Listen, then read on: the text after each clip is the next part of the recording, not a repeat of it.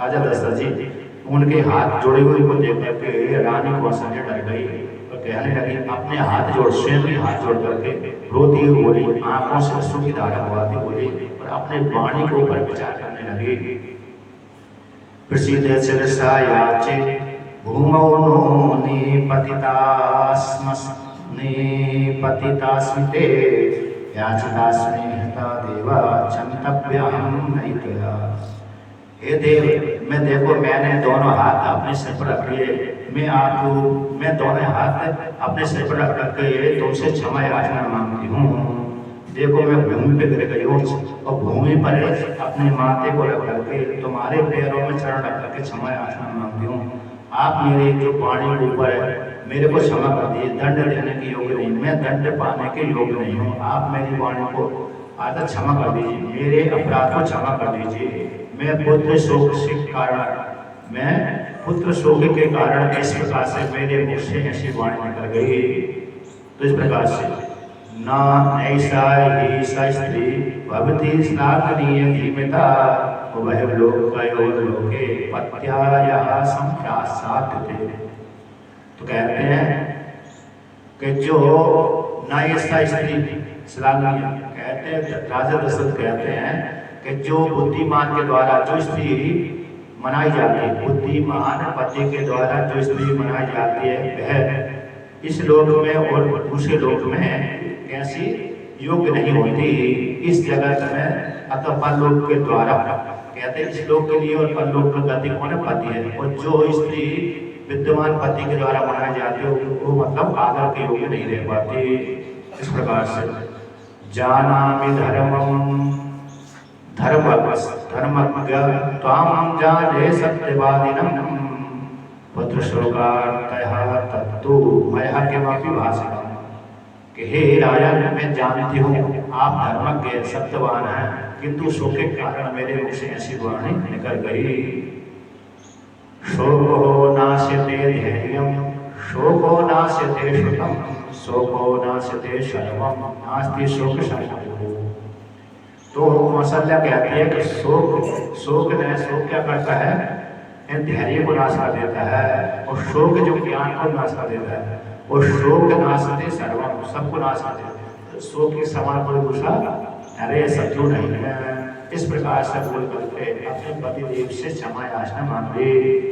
इसके पश्चात कहते हैं राजा दशरथ जी ने इस प्रकार से कौशल्या ने पति से क्षमा याचना मांगने के पश्चात दुखी होकर के राम के प्रति दुखी होकर के राजा दशरथ कौशल्या से कहने लगे, अब मेरे को पूर्व की घटना याद आ रही है। पूर्व में मैंने किसी काल विशेष में जब मेरे को राजगद्दी की प्राप्ति नहीं हुई, जब मैं पिता के राज में रहता था अर्थात मेरे को युवराज पद की प्राप्ति हो गई थी।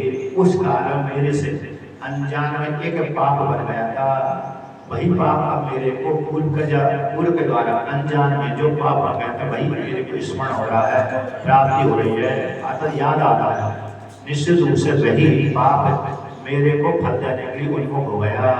उसी के कारण मेरे को जैसे उन्होंने मेरे सामने मेरे को श्राप दिया था, निश्चित रूप से वही घटना मेरे सामने आ गई। जिस प्रकार से उनको मैंने अनजान में पाप आ गया था वही पाप फल देने के लिए उन्मुख हुआ है। यदा चरति कल्याणी शुभम वा यदि वा शुभम तदेव लभते भद्रे कर्तः कर्मे जमात्मना। हे देवी, हे कल्याणी, जो कोई व्यक्ति शुभ कर्म करे तो असत कर्म करे तो जो करने वाला करता है उसको निश्चित रूप से उस कर्म का फल प्राप्त होता ही है, भोगना ही पड़ता है। अवश्य में भोक्तव्यम कृतम कर्म शुभाशुभम। कहता है अवश्य ही शुभ अथवा अशुभ कर्मों का फल भोगना ही पड़ता है। उसी प्रकार से जो कर्म करने वाला है उसको निश्चित रूप से शुभ कर्मों का फल सुख भोगना पड़ता है, अशुभ कर्म का फल दुख भोगना पड़ता है। उसी प्रकार से मेरे द्वारा भी एक अशुभ कर्म हो गया था, वही अशुभ कर्म का फल अब मेरे को प्राप्त हो गया राम के रूप में। कहते मेरे को छोड़कर राम चले गए, अब वो फल इस रूप में आया है। कहते लब्ध शब्दे में कौन शब्दे कुमारेण धनुष्मता कुमारा शब्द वेदी माया पाप विदम करता। तो कौशल्या से कहते हैं राजा दशरथ जी के इसी पूर्व काल में मैंने इसी जन्म कहते जब मैं युवराज पद की मेरे को प्राप्ति हो गई थी, अतः पिताजी का मैं ज्येष्ठ पुत्र था और मेरे को युवराज संज्ञा की प्राप्ति हो गई। उस काल में मैं युवराज गुरुकुल में गया, अध्ययन किया। अध्ययन करने के पश्चात मैंने वहाँ पर शब्द वेदी बाण चढ़ाना सीख लिया था। अतः मेरे में शब्द वेदी बाण की कुशलता गई थी, तो लोग मेरी प्रशंसा करते। शब्द वेदी बाण चलाने के कारण मैं चलाता था, लक्ष्य विजन करता था, तो जहाँ से शब्द आता था वहीं पर मैं बाण मारता था। तो उस बाण को देख करके शब्द वेदी बाण की मेरी अवश्य जय स्त्री है, पुरुष है, ऋषि मुनि आदि प्रशंसा करते। उस प्रशंसा के मैं बह गया और अहंकार सा भी आ गया। तो कहते उसी शब्द वेदी बाण के माध्यम से मेरे को एक पाप की प्राप्ति हो गई। अतः मेरे से एक पाप बन गया शब्द वेदी बाण के कारण। कैसे बन गया? तो कहते इस प्रकार से किसी काल विशेष में है, कहते गर्मी बरसात का सीजन था, उस काल में यदि दम में संप्राप्तम देवी दुक्कम स्यंकतम संभालहि बालेना यथा स्यात् भक्षितम सम। कहते हे देवी मेरे द्वारा संग हुआ पाप है वो वही भी फल देने के लिए हुआ। मैंने भूल से एक पाप कर दिया, जैसे कोई बालक मुँह से होकर के विष को खा ले तो वह विष उस बालक को मार देता है, उसी प्रकार से मैंने मुँह से होकर के शब्द वेदी बाण बिना सोचे समझ चला दिया और वह एक ऋषि के शरीर में जाकर प्रवेश कर गया, उससे उसकी मृत्यु हो गई। कहता है मैं शब्द वेदी विद्या बाण विद्या को शब्द वेदी जो बाण विद्या उसको जानता था, उस विद्या को लोग मेरी प्रशंसा करते। तो किसी काल विशेष में कहते हैं देव मूढ़ा तुम अभिभो युवराजो भवाम्यहम् ततः ब्राह्मणे अनुप्राप्ता मम पामे विवर्धिनी। कहते हैं राजा दशरथ कहते हैं कौशल्या से, हे कौशल्या जब तुम्हारा मेरे साथ विवाह नहीं हुआ था, अगर तुम अपने पिता के घर में थी, मैं अपने राज्य में रहता था, मेरा तुम्हारे साथ विवाह नहीं हुआ था, उस काल में कहते हैं वर्षा ऋतु के काल में, वर्षा ऋतु चल रही थी, उस काल में धनुष को उठा करके गया शिकार खेलने के लिए गया और लक्ष्य साधने के लिए गया, शिकार खेलने के लिए गया और धनुर्वेद का अभ्यास करने के लिए गया। घोड़े पे बैठ करके गया और जंगल में चला गया, नदी के किनारे गया, जंगल में घूमते घूमते चला गया। उसी काल में वर्षा बहुत जोर से आ गया। वर्षा के कारण में बेचैन आंधी है, तूफान है, वर्षा आ गई, उसके लिए काम करना बंद कर दिया। मैंने सोची सायंकाल होगा, दिन में तो कोई शिकार नहीं मिला, किंतु मेरे घूमते घूमते जंगल में घूमते घूमते शिकार देखते देखते सायंकाल हो गया। और सायंकाल हो गया उसी काल में कहते हैं एक मुनि जल रहने के लिए नदी के किनारे आया और आया तो मैं उस काल में एक वृक्ष के नीचे उसी जगह ठहरा हुआ था। मैंने सोची यहाँ पर जानवर आएगा, तो जब जानवर आएगा तो मैं उसको मारूंगा, अपने धनुर्वेद का अभ्यास में करूंगा, लक्ष्य वेद साबित करूंगा। तो इसी उद्देश्य के होकर के और मेरी इंद्रिय भी काम नहीं करती, वर्षा के कारण कहते मेरी इंद्रियों का काम करना बंद कर दिया, सोच ही नहीं पाया था, कोई तूफान आदि कारण वर्षा के कारण। इसके पश्चात कहते हैं जब सायंकाल हुआ उसी काल में एक ऋषि जल लेने के लिए मटके में जल लेने नदी के किनारे आया और कहते वो पानी जल भरने लगा। तो जल भरने लगा तो जल भरते समय मटके से आवाज निकली, फुट फुट की आवाज आई, जैसे जल की आवाज आती है उसकी आवाज आई। तो मैंने सोची कोई जानवर है जल पी रहा है, तो जल पी रहा ऐसा जान करके मैंने जिधर से शब्द आ रहा था उसी शब्द को सुन करके लक्ष्य करके बाण चला दिया। और जब बाण चलाया तो बाण वहां पर मैंने तो पशु जानवर की आवाज समझ करके कोई जानवर पानी पी रहा है, घुटन घुटन की आवाज आ रही है, ऐसे जान करके मैंने लक्ष्य साधा और जिधर से आवाज आ रही थी उसी को लक्ष्य साध करके बाण चला दिया। किंतु वहां पर जानवर नहीं था और मनुष्य था। जैसे बाण से मुनि कुमार के शरीर में जाकर लगा, छाती में जाकर लगा। ऐसी भी बात है कि हाथ में लगा हो, पैर में लगा हो, अन्य जगह लगा, मर्म स्थान में जाकर लगा, अगर छाती में जाकर लगा, हृदय में जाकर लगा। जैसे लगा तो चिल्लाने लगा हे राम माता, हे पिताजी, हे माताजी, मनुष्य की आवाज निकाली। जैसी मनुष्य की आवाज निकाली, क्योंकि उसके माता पिता अंधे थे, हे पिताजी, हे माताजी, अरे मैंने तो किसी का अपराध नहीं किया था, फिर मुझे मेरा अपराध है, बालक को, कुमार को, ऋषि का पुत्र को किसने मार दिया, किस अपराधी ने मार दिया। आए मेरे माता पिता क्या करेंगे, मेरे बिना उनकी जीवन यात्रा कैसी चलेगी, कौन मेरे बिना मेरे माता और पिता को पानी पर जल पिलाएगा, इत्यादि जब आवाज निकाली। ऐसी आवाज को सुनकर के राजा दशरथ डर गए। उस काल में युवराजवाद की प्राप्ति हुए थे, तो वह भी उधर जब मनुष्य की आवाज निकली, जानवर के स्थान पर मनुष्य की आवाज निकली, उसको सुन करके उसी बालक के पास में गए, उसी आवाज के पास में गए, तो देखा कि मेरा बाण तो इस ऋषि कुमार के छाती में लगा हुआ है। अब उनको देख कर के कहा कि हे कुमार, तुम कौन हो, क्या नाम है, इत्यादि पूछा। तो ऐसी वाणी को सुनकर कहते हैं कि हे राजन, उन्होंने स्वयं दशरथ जी ने कहा कि मैं दशरथ हूँ, युवराज हूँ, इत्यादि बोलने के पश्चात कहा तुम कौन हो, मैं श्रवण कुमार हूँ और जल लेने के लिए आया था और किसी ने मेरे को ऊपर बाण चढ़ा दिया, जबकि मैंने किसी का ही अपराध नहीं किया था। तो दशरथ जी ने स्वयं कह दिया मैंने अनजान से मेरे पशु के बहाने से पशु को लक्ष्य करके मारा था, मेरे को नहीं मालूम था कि ऋषि की आवाज है, आता ऋषि पान करने के लिए आया है, किंतु मैंने तो जानवर को लक्ष्य करके मारा था, भ्रांति से, भूल से बाण, मेरा जो बाण है आपके शरीर में लग गया, इस प्रकार से मेरे से अपराध बन गया, मेरे को क्षमा करें इत्यादि, मेरे से जो अपराध बन गया आप मेरे लिए दंड प्रदान करें इत्यादि, ऐसा बोला। तो कहते हैं वो तो श्रवण कुमार तो दर्द के कुमार है, बहुत तड़प रहा था, और तड़पते कहा कि राजन मेरी माँ यहाँ से नजदीक में मेरे माता पिता है, उन्हीं के लिए चल जाने के लिए आएगा। अब वो मेरे माता पिता ऐसे भी नहीं कि जवान और अच्छे सक्षम है, तो वृद्ध भी है और उसके साथ साथ अंधे भी है, माता भी अंधी है और पिता भी अंधे हैं। अब मेरे बिना उनकी क्या गलती होगी, मैं पानी लेने के लिए मेरी प्रतीक्षा कर लेंगे, कभी भी मैंने उनके लिए देरी नहीं करी कि मेरे पिता ने मांगा हो जल मांगा, पिता और माता ने जल मांगा हो, देरी करके 1 घंटे के बाद दिया हो, ऐसा नहीं, जब मांगा तुरंत दे दिया। अब वो मेरी प्रतीक्षा करके रह गए और राजा को कहा, दशरथ जी से कहा कि राजा मेरे शरीर में भयंकर दर्द हो रहा है, इस बाण को निकाल दो, जो तुमने जो बाण मारा है उसको निकाल दो। और दूसरी बात है कि जो मेरे को मारा है इससे तुमको ब्रह्म हत्या तो नहीं लगेगी। क्यों नहीं लगेगी? क्योंकि मैं ब्राह्मण का पुत्र नहीं हूँ, इस हेतु से ब्राह्मण ब्रह्म हत्या नहीं लगेगी।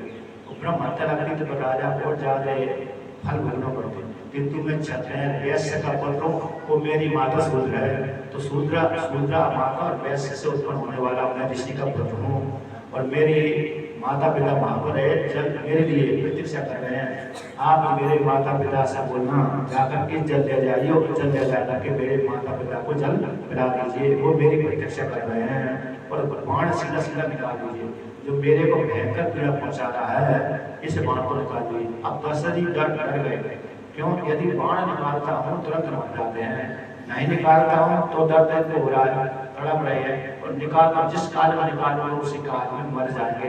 इतनी जोर से उन्होंने मारा था लक्ष्य करके, और सीधा इधर ही चला गया। कुछ ऐसे कभी कभी कोई बाण होते विष बुझे होते हैं, तो विष बुझे बाण होते हैं, जो जब जिस जानवर को पड़ जाए तो मरे बिना नहीं रह सकता। उसी प्रकार से इनका जो बाण विष बुझा तो नहीं था, किंतु इतनी जोर से इन्होंने मारा था लक्ष्य करके, तो हृदय में जाकर बाण प्रवेश किया, तो बहुत तड़पन इसको पड़ेगी। दूसरा कहते कुमार था, यानी जवान भी नहीं था सहन कर सके, जैसे क्षत्रिय आदि और जवान होता व्यक्ति सहन कर जाते, लेकिन कुमार अवस्था में था, इस हेतु से ये सहन भी ज्यादा नहीं कर पाया, कोमल भी इसका शरीर था। ऐसे जो अभ्यास करता है, यानी धनुष बाण का अभ्यास करता है, मल्ल युद्ध का अभ्यास करता है, उसमें सहन करने की शक्ति ज्यादा रहती है। जो अभ्यास नहीं करता मल्ल युद्ध आदि का, नस्वन आदि का अभ्यास नहीं करता है, तो उसमें सहन करने की शक्ति भी कम रहती है, नहीं रहती है, नहीं के बराबर रहती है। इसमें कुमार होने के कारण, ऐसे अभ्यास न करने के कारण वो दर्द इसको भयंकर हो गया, दर्द के कारण तड़प रहा था। राजा से राजा मेरे इस बाण को निकाल दो, मेरे को भयंकर पीड़ा पहुंचा रही है, मत लीजिए। अब राजा ने जब ऐसे सुना, तो राजा के मन में विचार आ रहा था, यदि मैं निकालता हूँ बाण तुरंत ही मर जाता है, किंतु बार बार तो फिर जब इस प्रकार से राजा के यानी दशरथ जी के मनोभाव को जाकर के कहा कुमार ने, हे राजा आप ये चिंता मत करिए कि बाण निकालने से मैं मर जाऊंगा, अब मेरी तो गति ऊपर जाने वाली है, आप निश्चित होकर के आप मेरे हृदय से बाण निकाल दो और जो जल का घड़ा है इस घड़े को ले जाइए और मेरे माता पिता को पिला दीजिए और कह दीजिए तुम्हारा पुत्र तो स्वर्गवास हो गया इत्यादि। तो ऐसा कहने के पश्चात कहते हैं दशरथ जी उदासन होकर के उस बाण को निकाल दिया, बाण को निकाल के उसकी मृत्यु भी हो गई। अब वो तो स्वर्गलोक चला गया माता पिता की सेवा करने से। श्रवण कुमार माता पिता की सेवा करने से स्वर्गलोक चला गया। अब दशरथ जी उदास मन होकर के पछताते हुए कैसे मैंने ये शब्द वेदी विद्या सीख ली, उस शब्द वेदी विद्या के कारण ही मेरे को इस फल की प्राप्ति हुई, मेरे से अनजाने पाप कर्म बन गया। जैसे पृथ्वीराज चौहान है, पृथ्वीराज चौहान को भी शब्द वेदी विद्या याद थी, इसलिए उसने जिस मृक्ष को जो पकड़ कर ले गया जो मृक्ष उस मृक्ष को शब्द वेदी बाण के द्वारा ही मारा गया उसने। तो इसलिए इनको पछतावा हुआ कैसे मैंने ये विद्या सीख ली, इस विद्या के कारण मेरे को अनजाने पाप हो गया। इसके पश्चात आगे जाते हैं, घड़ा उठाते हैं, तो घड़ा उठाने के पश्चात जहाँ उसके माता पिता थे उसने रास्ता बता दिया, इस रास्ते से आइए, वहाँ पर हमारा आश्रम है, मेरे माता पिता मेरी प्रतीक्षा कर रहे हैं और उनको जल पिला दीजिए। इस प्रकार से जब ऐसी श्रवण कुमार की वाणी को सुन करके तो वहाँ पर गए और वहाँ पर जा करके कहते हैं घड़ा लेकर गए और घड़ा जब जाकर गए तो उन्होंने आवाज़ सुनी उसके माता पिता श्रवण कुमार के जो माता पिता थे उन्होंने आवाज़ सुनी कि हमारा पुत्र आ रहा है। तो पुत्र को लक्ष्य करके माता और पिता ने कहा कि हे पुत्र तुमने इतनी देर क्यों लगा दी, तुम तो कभी भी देर नहीं करते थे, अर्थात जब हम बोलते थे तभी वो कार्य पूरा कर देते थे, आज तुमने देर क्यों कर दी, हम तो देखो प्यास से ग्रसित है, अर्थात हमको बहुत जोर से प्यास लग रही है, तुम हमको जल्दी शीघ्र पानी पिला दो।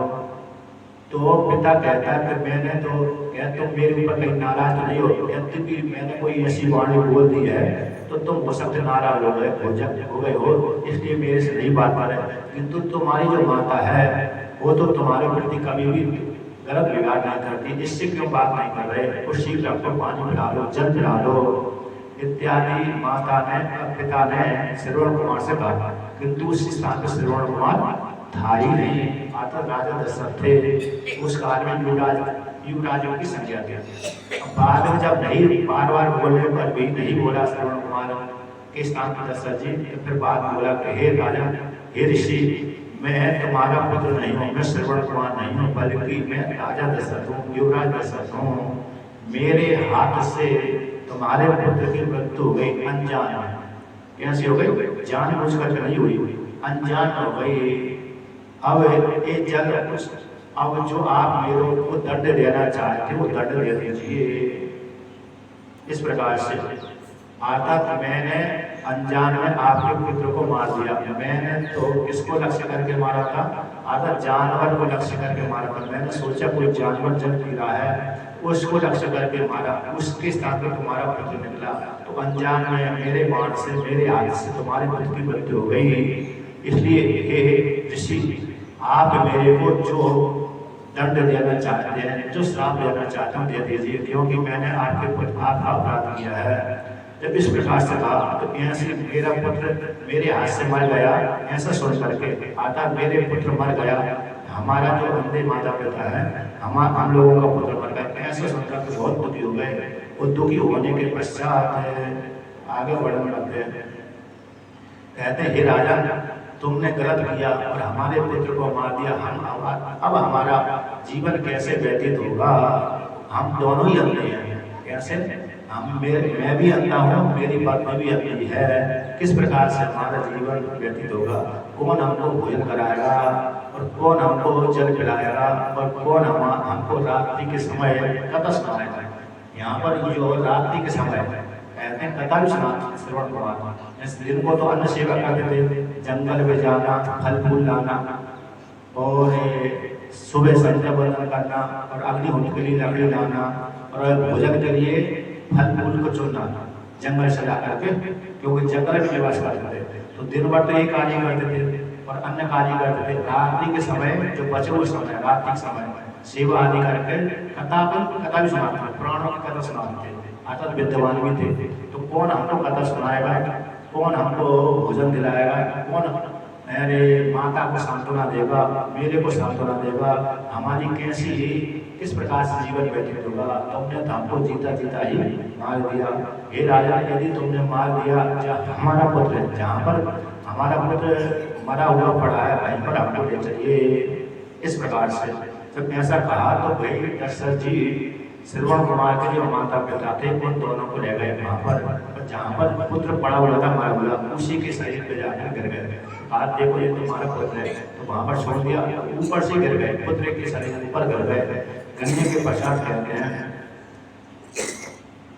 अब आगे बढ़, कहते हे पुत्र उठ, हम तू लौट कर यमराज से प्रार्थना करते हे यमराज हमारे पुत्र को लौटा दे, हम पुत्र के स्थान पर हमको ले चल, पुत्र के स्थान पर हमको ले चल। इस प्रकार से किंतु यमराज ने तो नहीं छोड़ा, कहा कि अब हम भी नहीं रहेंगे, हम अपने पुत्र के बिना हम भी नहीं रहेंगे।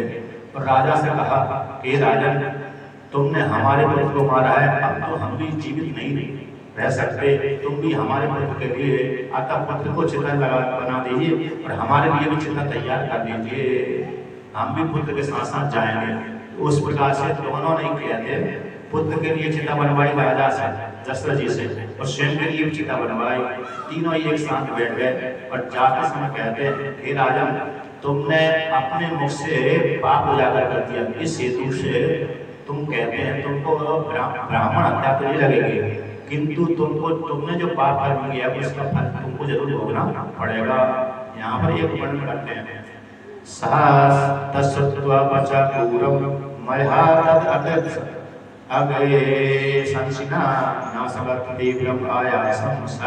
भगवान ऋषि।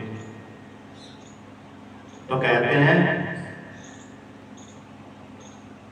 दशरथ जी कहते हैं रानी से यानी कौशल्या से कि मैंने अपने पाप का जो पाप कर्म था उस ऋषि के सामने उजागर कर दिया था, इसलिए उस ऋषि ने मेरे को श्राप होने का, भस्म होने का श्राप नहीं दिया, किंतु अन्य श्राप दे दिया मेरे को। मैं यदि पाप उजागर नहीं करता तो हो सकता है निश्चित रूप से मेरे को भस्म कर देते, किंतु उन ऋषि ने मेरे को पाप उजागर करने के कारण उन्होंने मेरे श्राप नहीं दिया, भस्म नहीं किया, किंतु अन्य रूप से मैंने क्या कर दिया, अन्न दिया।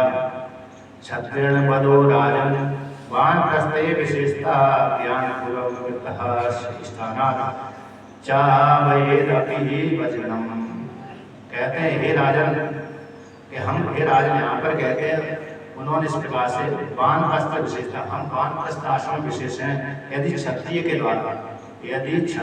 द्वारा वानप्रस्थ आश्रम में जो है व्यक्ति उसको कोई वध कर देते हैं, क्षत्रिय व्यक्ति के द्वारा, और जो व्यक्ति वानप्रस्थ आश्रम में प्रवेश कर गया और वानप्रस्थ धर्म का पालन करता है, तो ऐसे पालन करने वाले व्यक्ति को यदि कोई क्षत्रिय मार देता है तो कहते हैं ज्ञान पूर्वक यदि मार देता है, अज्ञान पूर्वक नहीं, ज्ञान पूर्वक यदि मार देता है तो इंद्र भी यदि ज्ञान पूर्वक मार दे तो इंद्र को भी अपनी गति छोड़ना ही पड़ेगा। इतना वानप्रस्थ आश्रम में प्रवेश किए हुए वाले व्यक्ति को यदि कोई क्षत्रिय ज्ञान पूर्वक यदि मार देता है तो इंद्र भी चाहे क्यों ना हो उसको भी अपने स्थान से भ्रष्ट ही पड़ता है। इसलिए तुमने ज्ञान पूर्वक तो नहीं मारा, अज्ञान पूर्वक मारा, इसलिए तुम में ये दोष तो नहीं लगा, किंतु फिर भी कहते हैं सप्ततः तु भवेन्मूर्तः मनौ तपसि तिष्ठति ज्ञानाग्नि श्रद्धा शस्त्रम तादृशे ब्रह्मवादिने। यदि ज्ञान पूर्वक यदि तुम मारते तो निश्चित रूप से तुम्हारे शरीर के 7 टुकड़े हो जाते, ऐसा ही बात है। यदि तुम जानबूझ करके मारते तो निश्चित रूप से तुम्हारे शरीर के 7 टुकड़े हो जाते। इस प्रकार से तो आगे वर्णन करते हैं अज्ञानाधिकृतं यस्मात् इदं ते तेन जीव से अपि अकुशलं न स्यात् राघवाणां कुतो भवान्। कहते तुमने अज्ञान से ऐसा अनजान में ऐसा पाप कर्म किया, इसीलिए तुम जीवित बचे हुए हो। यदि ज्ञान पूर्वक यदि पाप कर्म करते निश्चित रूप से तुम्हारी मृत्यु हो जाती है। तुम्हारी तो बात छोड़ो, तुम्हारे पूरे रघुवंश का नाश हो जाता। यहाँ पर वर्णन करते हैं अज्ञान के कारण ही तुम अभी तक जीवित बचे हुए सामने खड़े हुए। यदि तुम जानबूझकर पाप करते तो तुम्हारी तो क्या बात है, तुम्हारी तो क्या बात है। पूरे रागों का राग में रघुवंशों का ही नाश हो जाता, पूरा रघुवंश है ना, रघुवंश उनका ही सारा नाश हो जाता। इस प्रकार से तुम तो अकेले कहाँ लगते हो, एक कैमूत न्याय होता है इसको। तुम्हारी तो कहाँ औकात है उन सभी की, अरे तुम्हारी गिनती कहाँ होती है, उन सभी का नाश हो जाता है।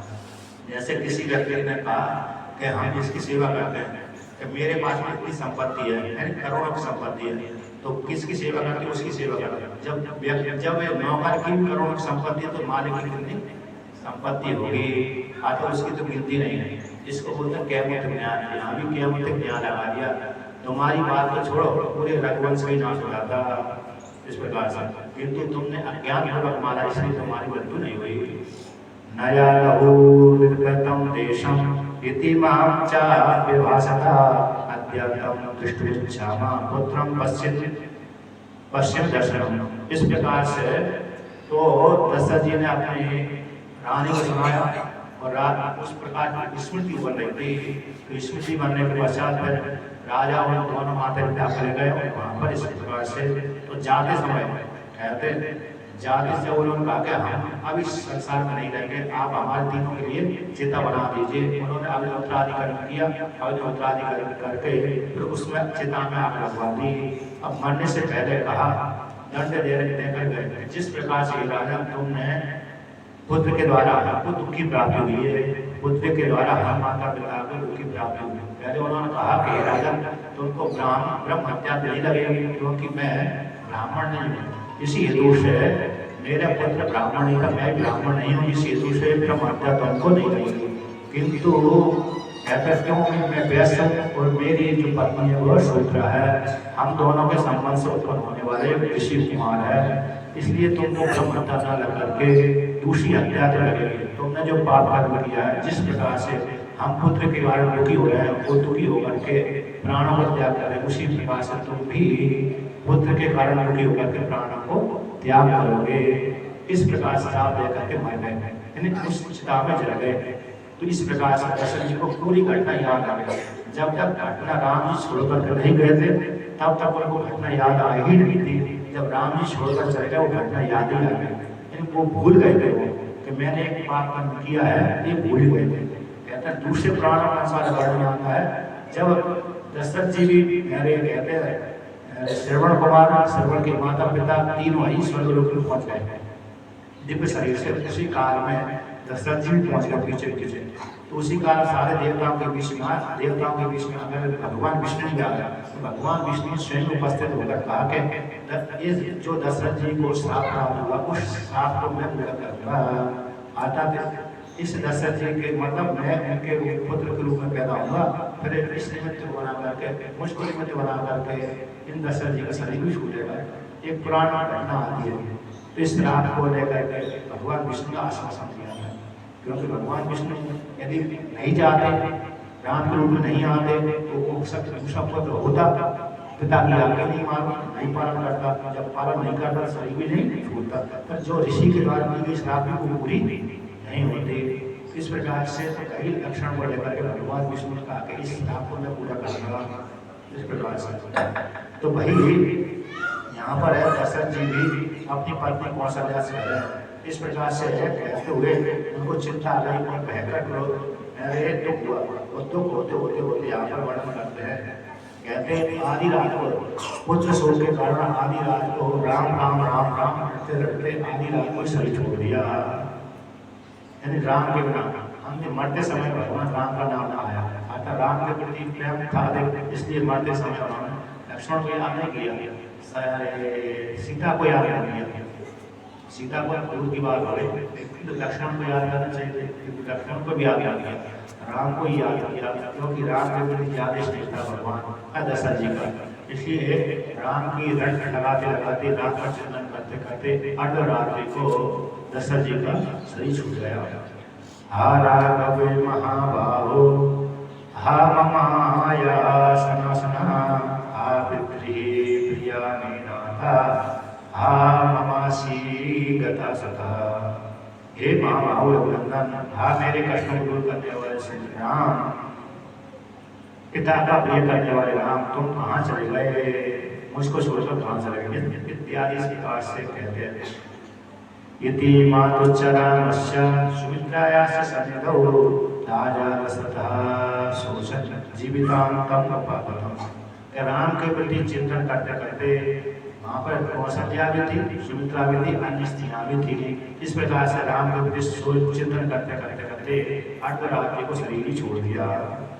तो कहते हैं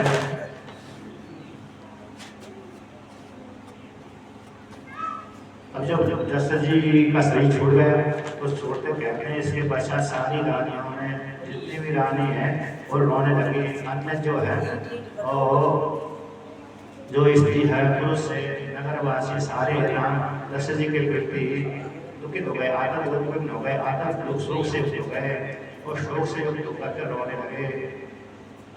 अब आगे बढ़ करते हैं जैसे ही रोते रोते कहते फिर प्रातःकाल हो गया और प्रातःकाल हो जाने के पश्चात यहाँ पर वर्णन करते हैं। प्रातःकाल होने के पश्चात फिर यहाँ पर सारी जितने भी स्त्री पुरुष आदि थे वो सारे कहते हैं कहीं को पूछने लगे। आधा सारी स्त्रियां विलाप करने लगी और कहीं को पूछने लगे कि कहीं के कारण ही राजा दशरथ का शरीर छूट गया। और कहते हैं जितनी भी रानियां थी अब दशरथ जी का शरीर छूटते सारी रानियों की स्मृति नष्ट हो गई। आधा एक तो शोक के कारण मृत्यु हो गए और दूसरी पत्नियों के पिता पति भी मर गया तो पति मरने के कारण उनके शरीर का भी नाश हो गया, उनकी जो शोभा थी वो चली गई। इस प्रकार से अब आगे वर्णन करते हैं।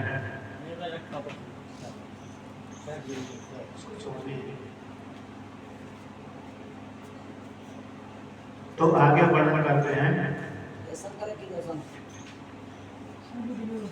कहते हैं जब नगर में सूचना फैल गई, संदेश फैल गया, आर्थिक खबर राजा दशरथ जी का शरीर छोड़ गया। तो राजा दशरथ जी का शरीर छोड़ गया तो कहते हैं सारे प्रजा की सारी अयोध्यावासी प्रजा दुखी हो गई, नगरवासी दुखी हो गए, सारे स्त्री पुरुष के आर्थिक पूछने लगे। फिर वशिष्ठ भगवान आए और वशिष्ठ भगवान मार्कंडेय ऋषि अन्य है सारे मंत्रीगण एकत्रित हुए और उन्होंने कहा जब राजा दशरथ जी के शरीर को कहा कि ना तो दशरथ जी के कोई पुत्र नहीं है तो किस प्रकार से इनको आगे संस्कार किया जाए। जब तक पुत्र नहीं आएगा नहीं होगा कोई तब तक इनका आगे संस्कार कोई कर नहीं सकता। इसलिए राजा दशरथ जी के शव खराब ना हो उस शव को एक कढ़ाई में रख दिया, तेल डालकर उस कढ़ाई में रख दिया जिससे शव खराब ना हो। जैसे कभी कभी जो मरा हुआ शव है उसको खराब बचाने के लिए क्या करते हैं तेल में डाल देते हैं। तो तेल में डाल देने से सब खराब जल्दी नहीं होते। जैसे अचार है, अचार आप डालते हैं तो अचार डालते हैं तो उसमें तेल जरूर डालते हैं और तेल डालने के कारण भी अचार जल्दी खराब नहीं होता। उसी प्रकार से कई दिनों तक चलता है। तो उसी प्रकार से सब भी यानी कई दिनों तक बना रहता है, उसी प्रकार का बना रहता है, आटा नष्ट नहीं होता, सड़ता नहीं है। उसी प्रकार से राजा दशरथ जी का जो शव है वह बड़े कढ़ाई में तेल डालकर रख दिया और अन्य सामग्री अन्य सुगंधित द्रव्य आदि डाल दिए जिससे सब खराब ना हो। फिर दशरथ जी कहते मार्कंडेय आदि ऋषियों ने एकत्रित होकर के वशिष्ठ भगवान को बुलाकर कहा कि हे वशिष्ठ जी आप इस राजा के माता इस कुल पुरोहित हो, इसलिए बिना राजा के तो राजवंश है उस संस्था को लाभ हो जाएगा, अतः सारा राज्य नष्ट हो जाएगा। बिना राजा के राज्य नष्ट हो जाता है, इसलिए कोई ना कोई राजा होना चाहिए। इसलिए इसकी रक्षा कौन करेगा, निश्चित रूप से किसी को राजगद्दी दे देनी चाहिए। तब ऐसा मार्कंडेय भगवान अन्य जावाली अन्य मंत्रियों सुमंत आदि ने विचार विमर्श किया, मंत्रणा की।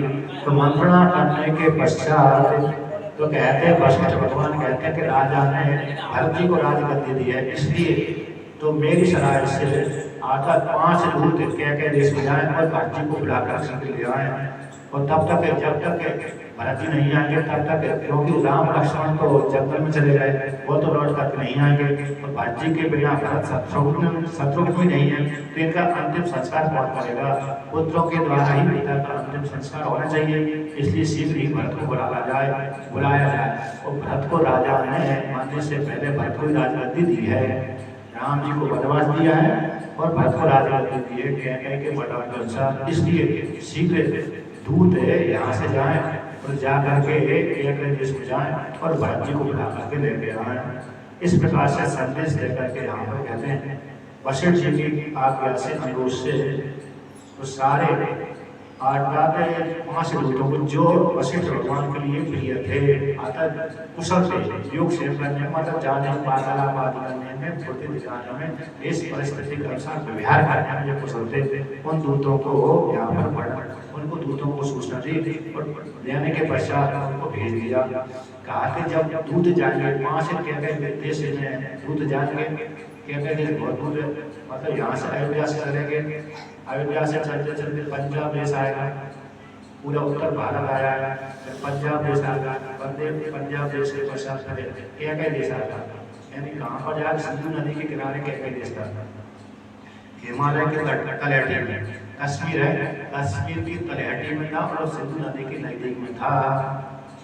अर्थात जहाँ पर गांधार, उससे आगे फिर गांधार देश था, कैकेयी देश के आगे गांधार देश के नाम है।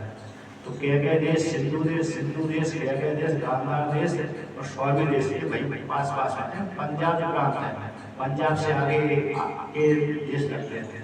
गांधार देश कैकेयी देश है, सिंधु देश है, सौबी देश है, इत्यादि देश लगते हैं। सौबी देश कहते हैं जो चीफ कश्मीर के ठीक नीचे तलहटी में, कुछ कश्मीर भागा जाता है, कुछ तलहटी जाती है। सिंधु नदी के दोनों तट पर सिंधु देश कहलाता है।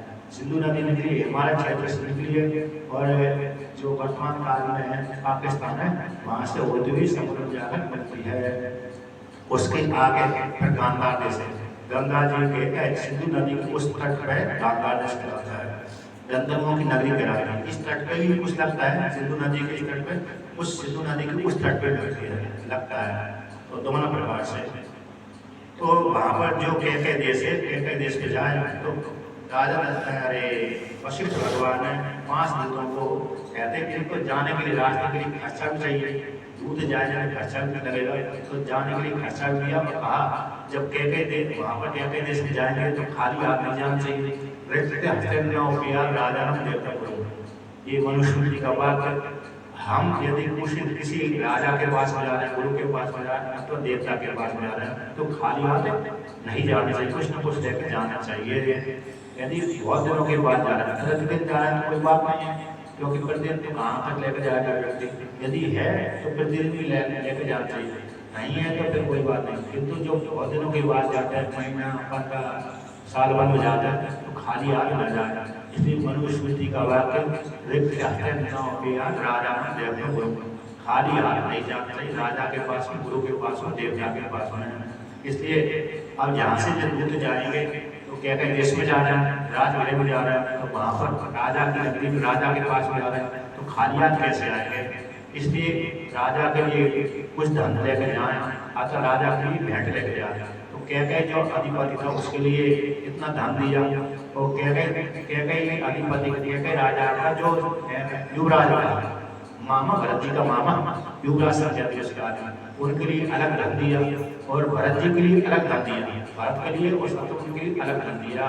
तो सभी के लिए अलग अलग धन दिया। सबसे ज्यादा उनको दिया राजा के लिए, दूसरे नंबर पे मामा को दिया, भरत जी के मामा को दिया, युधाजित को दिया, और तीसरे नंबर भरत जी के लिए दिया। इस प्रकार से 500 दूतों को धन देकर के विदा किया, सीख दिया।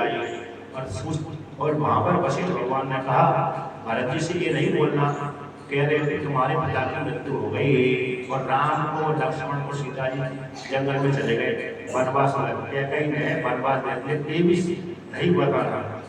मात्र इतनी जाकर कहना कि तुमको वशिष्ठ जी, पुरोहित जो वशिष्ठ है वो शीघ्र मिलना चाह रहे हैं, शीघ्र चलिए, देरी मत करिए, इतना ही कहना है, जल्दी करिए, आने के लिए जल्दी करना। किंतु यहाँ की घटना नहीं सुनानी, बिल्कुल जो घटना घट गई है, पिता की मृत्यु, राम जी का वनवास, राम लक्ष्मण सीता का वनवास, इसकी वजह से बिल्कुल भी चर्चा नहीं करना। और सकुशल यहाँ की सारी सकुशल यहाँ पर ठीक है, माता पिता सब ठीक है, भाई बंधु सब ठीक है, एक पूरी सकुशल सुनाना देना अच्छी परिभाषा। कुछ भी ऐसा मत सुनाना कि जिससे भरत को दुख हुए इस प्रकार से। और वहाँ पर भी सूचना ऐसी नहीं देना कि तुम्हारे पिता की मृत्यु हो गई, भाई का वनवास हो गया, तुम्हारी माता का कारण हुआ इत्यादि कुछ नहीं कहना। इस प्रकार से वशिष्ठ भगवान के द्वारा ये दूत समझा जाने के पश्चात कहते हैं, पांचों जो दूत है घोड़े पे बैठ बैठे सायकाल दिया मंत्रणा कर प्रातः काल उड़ करके सामग्री लेकर के भेंट पूजा लेकर के पांचों घोड़ों को जो घोड़े तेज चलते थे उन घोड़ों पर बैठ कर चले गए। कहते हैं अयोध्या से होकर चले, इसी क्षेत्र से गए थे। कहाँ से गए थे? यहीं से निकाल गए थे। कहते हैं ये देश यहीं पर आ रहा। कहते हैं गंगा जी कहाँ पार करी उन्होंने? अयोध्या नगरी के बीच में उस पार गंगा जी को उस पार जाना है उनको गंगा जी, तो कहते हैं इसी क्षेत्र से होकर ये जो आपका क्षेत्र ना इसी क्षेत्र से गए थे। तो यहाँ से क्षेत्र से चलते चलते हस्तिनापुर आगे जो हस्तिनापुर है किस जिले में आती है? मेरठ में आती है, वर्तमान पालगढ़। तो मेरठ में आती है, तो मेरठ के उस तट पर हस्तिनापुर है, गंगा जी किनारे उस तट पे ही है। इस तट पे थोड़ी सी बस्ती होगी, इस तट पर नहीं है हस्तिनापुर, उस तट पे ही है। तो कहते हैं हस्तिनापुर में जाकर गंगा जी उन्होंने पार पाई। और रास्ता एक है यहाँ से जो हाईवे रोड होगा ना, रास्ता राजमार्ग है, यहाँ से आकाश यहाँ से जो मार्ग हुआ अयोध्या से सीधा हस्तिनापुर के लिए जाता हुआ जाने वाले जो मार्ग है गंगा जी इस तट से, निश्चित रूप से यहीं से निकल के गए थे। घोड़े से गए थे, इसलिए दूसरे मार्ग से गए थे। कहते हैं हस्तिनापुर में जाकर के गंगा पार किया, तो वहाँ से पार करके फिर दूसरी नदी पार करके जो सुस्ता भी रास्ते थोड़ा बहुत घोड़ों के लिए सुस्ता था। तो शीघ्र ही वहाँ पर एक दो दिन में राजगृह में कहते देश के जो राजवंती राजगृह वहाँ पर पहुँच गए। और पहुँचने के पश्चात दूतों से कहा कि हम अयोध्या नगरी से आए हैं और भरत जी से मिलना चाहते हैं, सूचना दीजिए, राजा के दर्शन करना चाहते हैं और भरत जी से मिलना चाहते हैं। और पुरोहित का वशिष्ठ भगवान का संदेश लेकर के आए हैं। इस प्रकार से यहाँ पर कहते हैं पांचाल देश जांगल देश फिर हस्तिनापुर ऐसे गए थे। पहले पांचाल देश पड़ा था, तो ये जो आपकी क्षेत्र है ना पांचाल देश में आना। पांचाल देश यहाँ से गंगा के इस तट पे और गंगा के उस तट पे पांचाल देश के राजा है। यानी एक राजा के 5 पुत्र थे, एक राजा के 5 पुत्र थे। उस राजा ने कहा कि मेरे 5 पुत्र राज करने में समर्थ हैं। एक राजा के 5 पुत्र पैदा हुए, वैसे पैदा होते रहते हैं, किंतु उस राजा ने बोल दिया कि मेरे पुत्र ये 5 पुत्र राज करने में समर्थ है, अलग अलग राज करने में समर्थ है। उसी के नाम से उन 5 पुत्रों की जो अलग अलग राजधानी बनाई, उन्हीं के नाम से पांचाल देश पड़ गया। तो मुख्य जब द्रौपदी युग मुख्य काम्यक वन यहाँ पर द्रौपदी पैदा हुई थी, तो द्रौपदी घाट भी नाम दिया गया है यहाँ पर अग्निवेशों के नाम से ना। तो वहाँ पर कमालगंज जो क्षेत्र है, फरुखाबाद देश है, फतेहगढ़ है इत्यादि जो क्षेत्र है पूरा राजधानी वहीं पर थी। काम्यक जो वन है, काम्यक नाम के स्टेशन है गंगा किनारे थोड़ी नजदीक में, तो वहाँ पर राजधानी नहीं काम्पिल नगर है। काम्पिल नगर है गंगा जी के पास में ना। गंगा जी नगरी तो बहुत बड़ी होती है क्योंकि राजधानी थी वो पांचाल देश की मुख्य राजधानी वो थी, वो छोटे छोटे राज्य थे, इसीलिए क्षेत्र पूरा पांचाल देश में आता है। गंगा के उस तट पे, गंगा के इस तट पे कहाँ तक पांचाल देश जाते हैं? कानपुर तक, कन्नौज है ना, कन्नौज का नाम कानपुर है, तो वहाँ तक उसकी पांचाल देश की सीमा लगती है। उस राज्य से छोड़कर उसकी सीमा इधर गंगा के दोनों बड़े पांचाल देश कहलाता है, तो बहुत दूर तक जाता है उधर, यानी कहाँ तक जाते हैं? बुलंदशहर तक जाता है, जिला है ना बुलंदशहर, तो वहाँ तक ये दोनों बड़े पांचाल देश कहलाता है। तो इसी पांचाल देश से होते हुए टूट जाकर पांचाल देश के बाद सीमा लग जाती है कौरवों की, हस्तिनापुर जाकर देश की, यानी कौरवों की सीमा लग जाती है। इधर कौरवों की लग जाती है, उधर यादवों की मथुरा की सीमा लग जाती है। उधर तो मथुरा की सीमा लग गई पांचाल देश से, फिर इधर टू जाकर है कौरवों की सीमा लग गई। युगों को भी राज्य बड़ा रहा, हस्तिनापुर जो मथुरा का राज्य वो कम रहा, छोटा रहा, किंतु कौरवों का राज्य बड़ा रहा। ज्यादा सामर्थ्य वाले राम जी के पश्चात जब वहाँ और उनकी वृद्धि हुई यानी कुरु राजा के क्षेत्र जहाँ पर चंद्रवंश में पैदा होने वाले राजा उसमें ज्यादा हस्तिनापुर में राज करने वाले राजाओं की ज्यादा वृद्धि हुई थी, उनका देश बड़ा हो गया है। द्वापर युग में चंद्रवंश ज्यादा प्रभावशाली होता है, त्रेता युग में सूर्यवंश ज्यादा प्रभावशाली होता है, द्वापर युग में चंद्रवंश ज्यादा, सत्ययुग में कभी ये चलता है कभी वो चलता है, बीच बीच में चलता रहता है, बीच बीच में ऐसे चलता है। ये यहाँ पर इस प्रकार से तो यहाँ पर होती हस्तिनापुर होती बात किया तो वहाँ पर पहुँच गए, कहाँ पर पहुँचे एक देश में पहुँच गए तो राजगृह में जाकर पहुँच गए। तो आगे कहते हैं अब जैसे जो चल रहे थे उसी समय जब दशरथ जी की मृत्यु हुई थी तो रात्रि के समय भरत जी ने गलत स्वप्न देखा, पिता के प्रति गलत स्वप्न देखा, मेरे पिताजी दक्षिण दिशा बुला रहे हैं, ऐसा ऊपर बैठ कर जा रहे हैं, इस प्रकार से मरने वाले स्वप्न देखे। स्वप्न कैसे होते हैं, मरने से पहले जो मरने वाला व्यक्ति है उसको अथवा दूसरे व्यक्ति मरने वाले व्यक्ति को उस प्रकार के स्वप्न देखते हैं। यदि किसी व्यक्ति की मृत्यु 1 वर्ष बाद में होने वाली है तो उस व्यक्ति के लिए इस प्रकार के स्वप्न देखेंगे कि इस लक्षण से जानकारी प्राप्त होती है कि 1 वर्ष के बाद मृत्यु हो जाएगी। फिर जिसकी 6 महीने के बाद मृत्यु होने वाली है उसको दूसरे प्रकार के स्वप्न देखेंगे। फिर जिसकी 1 महीने के बाद 3 महीने के बाद मृत्यु होती है उसके लिए अलग प्रकार स्वप्न देखेंगे।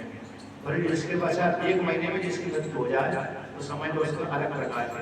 जैसे आँख बंद किया ना, यहाँ के बंद करने पर यहाँ पुतलियाँ दिखती है, अग्नि सी दिखती है, आँख बंद करो अभी आपको पुतलियाँ दिखेगी, आग सी दिखेगी। तो यदि आग दिखना बंद हो गई समझ मृत्यु होने वाली है जल्दी। दिन में तारे दिख जाए तो समझ लो मृत्यु होने वाली है।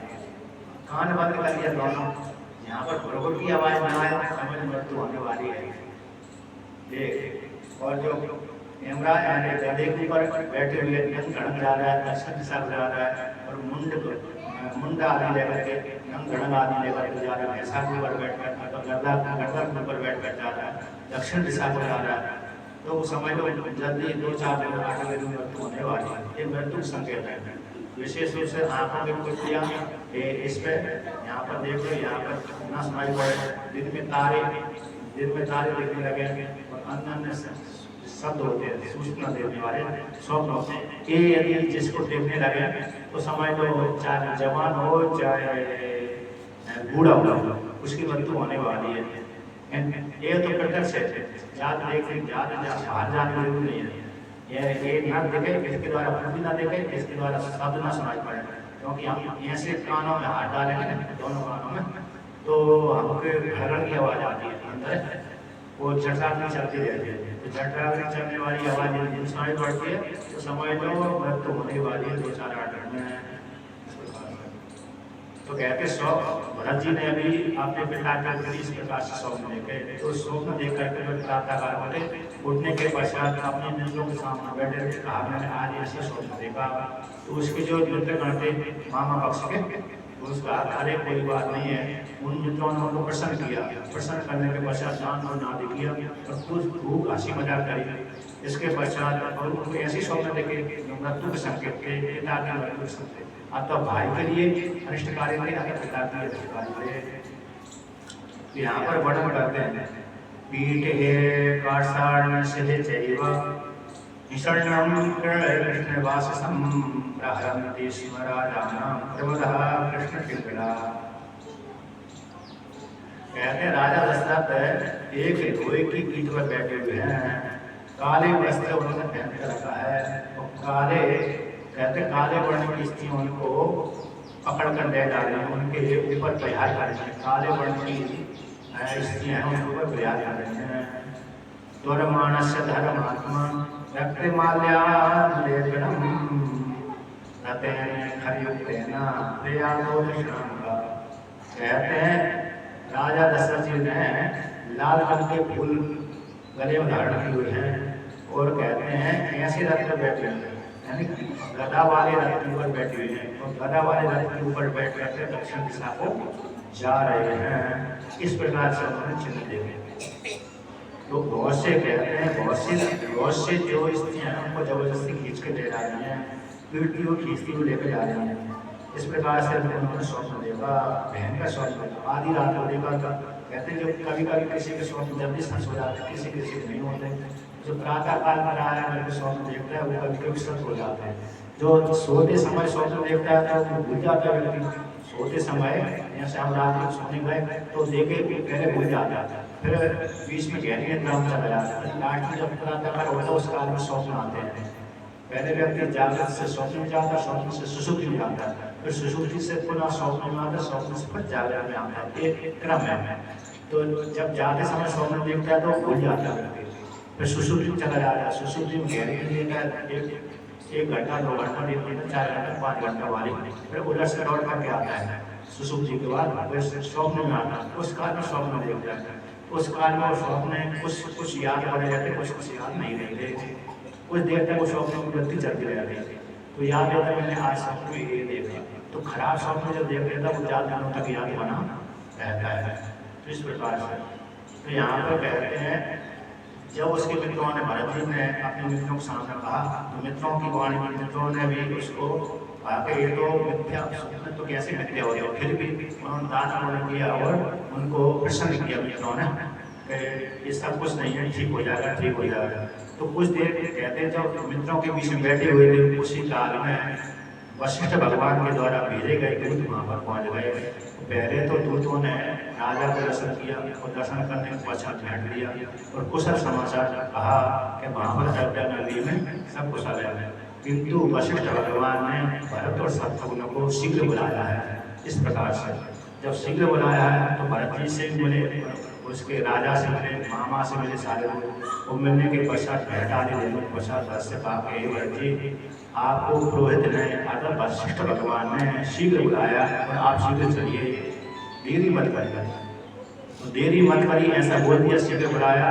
तो भरत जी ने भी अपने दूतों की वाणी सुन करके नाना से और मामा से और अन्य जो है स्त्री पुरुष अंतःपुर की स्त्रियों से मामा नाना नाना नानी आदि से विदा लेकर चल दिए।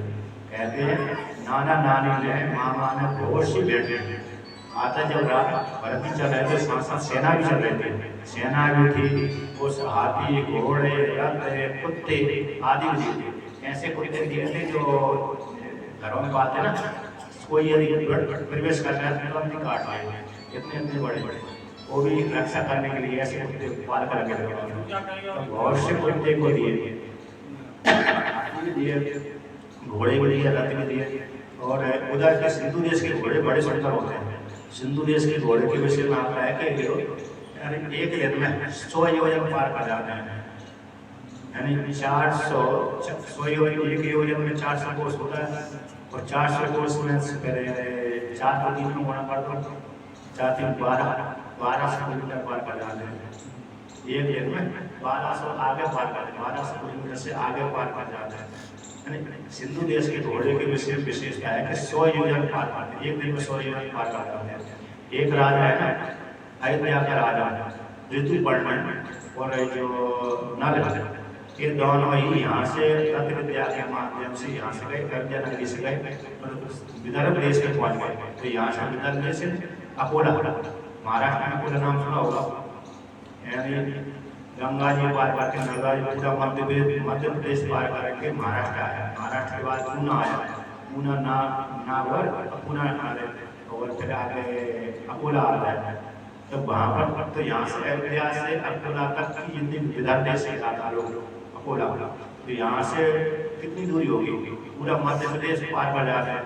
और अयोध्या से मध्य प्रदेश की दूरी कितनी होगी, उतनी, और मध्य प्रदेश से जितनी अयोध्या से मध्य प्रदेश की सीमा है उतनी, वहाँ से मध्य प्रदेश से अकोला तक बिहार देश की इतनी दूरी है, इतनी दूरी पार कर गए थे। सुबह से चले थे और सूर्यास्त हो नहीं पाया तो घोड़े पहुँच गए थे वहाँ पर, यानी एक देर में ही वो 100 योजन से आगे 100 योजन पार कर गए। इतने कुछ घोड़े ऐसे होते हैं सिंधु देश के विषय के नहीं घोड़े होते हैं, वो 100 योजन चलने के लिए योग्यता रहती है कुछ घोड़े। तो यहाँ पर वर्णन करते हैं जब आ रहे थे भरत जी एक देश से दूसरे देश, दूसरे देश से दूसरे देश, अब आगे वर्णन करते हैं। समहगम्य साराज्ञा ते राजपुत्रेण चार्चिता राज्ञा बाबा विद्वा च तमुच्चोरे भट्टम वचः। कहते हैं जो दूत गए थे सारे दूतों ने, चार पांचों दूतों ने राजा को प्रणाम किया, उसके मामा को प्रणाम किया, भरत जी को प्रणाम किया, शत्रुघ्न को प्रणाम किया, और माता के प्रति, पिता के प्रति, भाई बहनों के प्रति सारा सब समाचार कहा। और कहने के पश्चात सारी उपहार बैठे उनको दे दिए, अर्पण कर दिए। इसके पश्चात कहते हैं भरत जी से कहा तुमको पुरोहित ने सीधे बुलाया, तुम सीधे चलिए। तो भरत जी ने भी अपने नाना से आज्ञा मांग करके तुम ही नाना जी अब मैं जाना चाहता हूँ, पुरोहित जी मेरे को बुला रहे हैं, आता भगवान वशिष्ठ बुला रहे हैं, मैं फिर लौट करके आऊँगा, बाद में आऊँगा, अभी आपके पास में रह लिया, अब कुछ दिनों के बाद फिर मैं आऊँगा। ऐसा कह करके विदा ले करके आप चल दिए। कहते हैं अब आगे वर्णन करते हैं कि पुरुषस्तु त्वां कुशलम कहा सर्वे च मंदिरा परमाण सन्नियाहि कृत्यमाद्यधिकम त्वया। तो सारा कुशल समाचार आदि कहकर चल दिए। तो चलने के पश्चात यहाँ पर भेंट आदि को लेकर के वर्णन किया और विभिन्न रथ सेना भरत की यात्रा को लेकर के यहाँ से आया। तो वहाँ से आए कैकई देश से आया, कैकई देश के राजगृह से। कैकई देश था देश विशेष, जैसे ये पांचाल देश है तो पांचाल देश की राजधानी कोई रही होगी, ऐसे कामपल्ल नगरी, तो कामपल्ल नगरी राजधानी रही। उसी प्रकार से कैकई देश विशेष है, उसकी राजधानी राजगृह थी उस काल में। तो राजगृह से चले तो यहाँ पर आते आते को 8 दिन व्यतीत हो गए। 8 दिन में जाकर के अयोध्या में प्रवेश किया। जो 5 सेवक गए थे, दूध गए थे, वो तो 1-2 दिन में पहुंच गए थे। दूध क्यों पहुंच गए? वो उनके पास में कोई सामग्री ज्यादा थी नहीं और स्वतंत्र थे, अकेले घोड़ों को दौड़ाते गए। किंतु राजा भरत के साथ तो सेना भी थी, सामग्री थे, हाथी भी थे, घोड़े भी थे, अन्न भी थे। इस प्रकार से तो सेना को उतारने के लिए, हाथी घोड़े को पार करने के लिए नदियां में बीच बीच में पड़ती रहती थी। तो नदियों को पार करने में बड़ी दिक्कत होती थी। जैसे अभी वर्तमान काल में कोड है तो जल्दी पार कर जाता, पहले ऐसे कोई नहीं होते थे, नौका के द्वारा पार कर देते नदियाँ, नौका के द्वारा ऐसे पार कर देते। तो सामान उस तट से इस तट पर लाने के लिए, नदी पार करने के लिए वो उस प्रकार से व्यवस्था करना पड़ती थी, नौका की व्यवस्था करना पड़ती थी। इस प्रकार से भरत जी को आने के लिए तो 8 दिन लगे, किंतु दूतों को जाने के लिए 1-2 दिन में पहुंच गए। सुबह से चले शाम तक कहीं पहुंचे और रात तक विश्राम नहीं किया उन्होंने, रास्ते में शीघ्र पहुंच गए। तो यहाँ पर वर्णन करते कहते हैं कि वहाँ जब भरत जी चल रहे थे, वहाँ से उन्होंने कहते एक नदी सुदामा नाम की नदी पार करी, हिलादनी नाम की नदी पार करी, शतरजु नाम की नदी पार करी जो सतलज के राज्य, एलधाम का नाम का पार किया, और अपर पर्वत नाम का जनपद में गए, शिला नाम की नदी पार करी, सालकर्षण नाम का देश में गए, शिलाभा नाम की नदी पार करी, चैत्यत नाम के वन को पार किया, सरस्वती नाम की नदी, गंगा की सरस्वती और गंगा जी की धारा, गंगा की धारा विशेष है सरस्वती, उसको पार किया, और वीर मत्स्य नाम के देश को पार किया, और भारुंड वन के भीतर में गए। वहाँ से तो वहाँ से कहते हैं कुलिंगा नाम की नदी को पार किया, फिर यमुना तट पर आए, इसमें बीच में रुकते भी आए, यमुना को पार करके कहते हैं फिर अंशुधान नामक ग्राम में गए, वहाँ से भागीरथी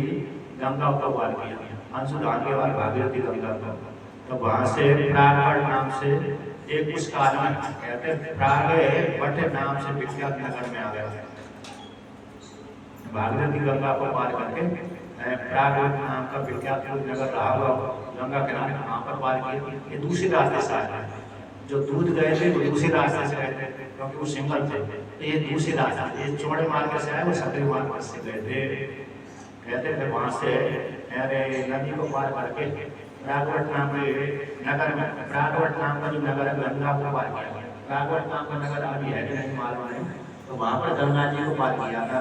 फिर वहाँ से आगे चले थे कुटी कोष्टिका नाम की नदी को पार किया, फिर धर्मवर्धन नाम के गाँव में गए, फिर तोड़ा नाम के गाँव में गए, फिर कृष्णाट नाम में गए, जम्मू प्रस्थित में गए, वर्त नाम में गए, उज्जिहाना नगरी में गए, सर्वकृत नाम गाँव में गए, फिर उत्तानिका नदी में को पार किया, हस्तिपृष्ठ नामक ग्राम में गए, उठकर नदी को पार किया, कहते हैं लोहित नाम के ग्राम में गए, कपिवती नामक नदी को पार किया, एक साल नामक नवनगर में गए, स्थाणुमती नाम की गाँव में गए, गोमती नदी को पार किया, जब इसमें गोमती पड़ी बन के रास्ते में, कहते हैं गोमती को पार करके फिर कलिंग नगर में के पास में आए, सालवन में पार गए, फिर रातों रात चलने के पश्चात कहते हैं मनु की बसाई हुई नगरी कहते अपने 8 दिन में पहुँचे, कितने दिनों के बाद, तो वहाँ पर जाकर सबसे पहले कहते हैं जब अयोध्या नगरी में प्रवेश कर रहे थे,